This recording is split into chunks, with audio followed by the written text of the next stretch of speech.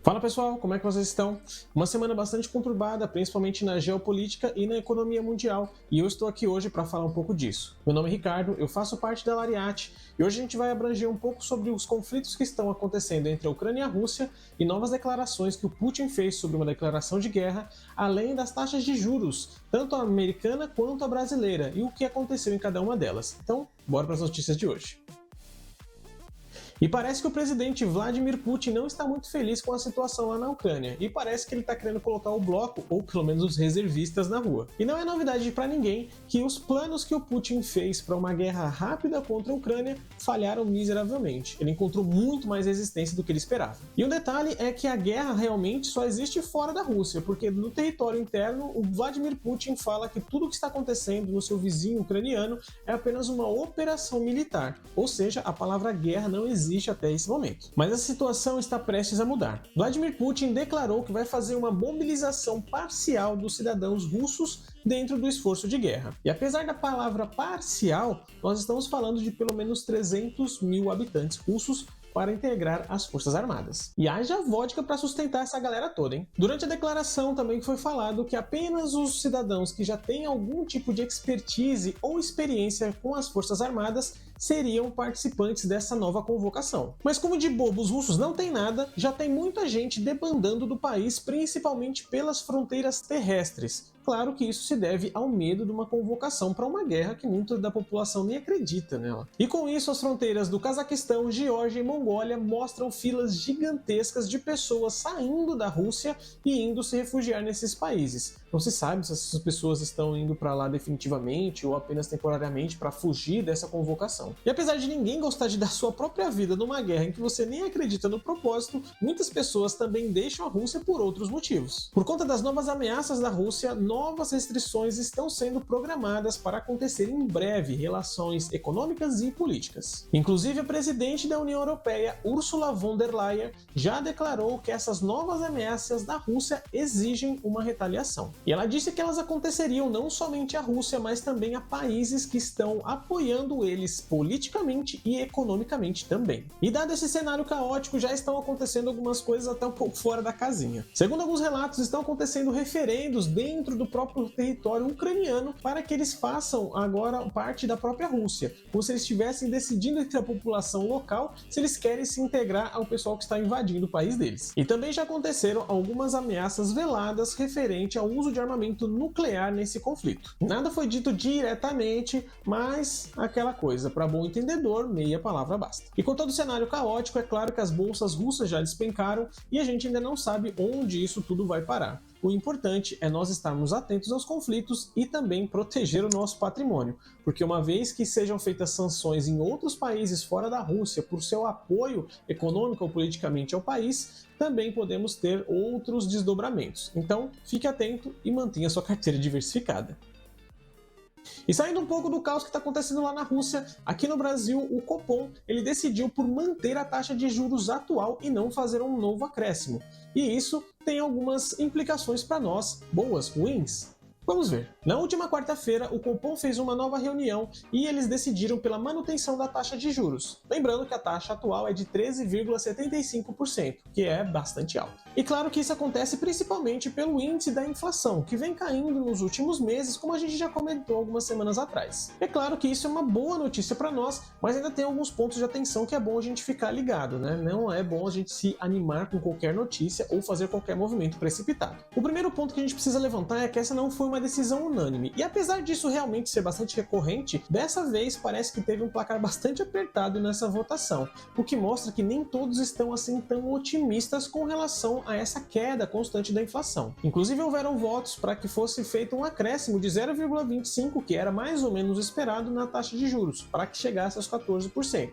Mas não foi isso que aconteceu na conclusão final. E também é bom entender que, apesar de controlada, a nossa inflação ainda sofre bastante influência de algumas medidas que foram feitas de maneira emergencial, como por exemplo o ICMS, que foi basicamente zerado nos combustíveis, mas que não existe uma garantia que isso continue para o final do ano, ou seja, a partir de 2023 a gente pode ter novamente o ICMS inserido nos combustíveis, isso faça o preço subir de novo. Logo, a inflação no país inteiro, por conta que nós basicamente dependemos da gasolina para transferir mercadorias entre os estados, cidades e por aí vai aumentar bastante. E também já foi colocado em mesa a possibilidade de um novo aumento para uma próxima reunião, que deve acontecer ali para outubro, caso a inflação não caia segundo as expectativas. Logo, a gente tem que ficar de olho para saber se realmente vai se manter essa estagnação e uma possível queda no futuro. Então, em caso de queda muito baixa ou até mesmo um aumento na inflação, é bem possível que a nossa taxa de juros passe a 14%, como foi até mesmo referenciado por alguns que participaram da reunião do Copom. E é bom nós investidores ficarmos de olho na taxa de juros, porque uma vez que elas caiam, alguns setores específicos tendem a tirar bastante proveito e se beneficiar muito dos juros mais baixos. E o primeiro que a gente pode citar aqui é justamente o setor imobiliário, porque eles dependem muito do financiamento para a construção de prédios e casas, entre outros. Logo, uma taxa de juros mais baixa aquece bastante esse mercado. E outro setor bastante afetado por esse tipo de movimento é justamente o setor automobilístico, porque a gente sabe que é bastante caro você comprar um carro aqui no Brasil e você vai precisar financiar esse carro de alguma maneira. Logo, a taxa de juros também faz com que as pessoas estejam mais ou menos animadas para comprar um novo carro. Olhando um cenário mais macro, todo o nosso meio de investimentos acaba se beneficiando disso também. E quando os juros estão mais baixos, os títulos públicos acabam rendendo menos, o que significa que fica cada vez mais atrativo ao investidor colocar o seu dinheiro na renda variável, ou seja, na bolsa de valores. E uma nova entrada de mais investidores pode significar alta nos preços, ou seja, as suas ações podem valorizar, principalmente se você está comprando agora em momentos de baixa. Mas e você, está aproveitando para comprar no momento de baixa ou vai esperar os preços começarem a subir? Manda pra gente aqui nos comentários que eu quero saber. E não foi só aqui no Brasil que teve mudança nas taxas de juros. Nos Estados Unidos tiveram também, e é bom você ficar atento porque pode mudar muita coisa para você. Essa semana, o Federal Reserve anunciou um aumento de 75 pontos base na taxa de juros americana. E essa decisão foi tomada principalmente para conter a inflação que está acontecendo lá nos Estados Unidos, um movimento bem parecido com o que acontece aqui no Brasil, mas lá eles estão com uma inflação que eles não viam há praticamente 40 anos. Vale lembrar que com esse aumento, as taxas de juros nos Estados Unidos estão flutuando entre 3% e 3,25%. E aqui é bom a gente colocar uma vírgula, porque é importante entender a diferença que existe entre as taxas de juros nos Estados Unidos e aqui no Brasil. Hoje a inflação acumulada nos Estados Unidos nos últimos 12 meses já soma os 8,3%.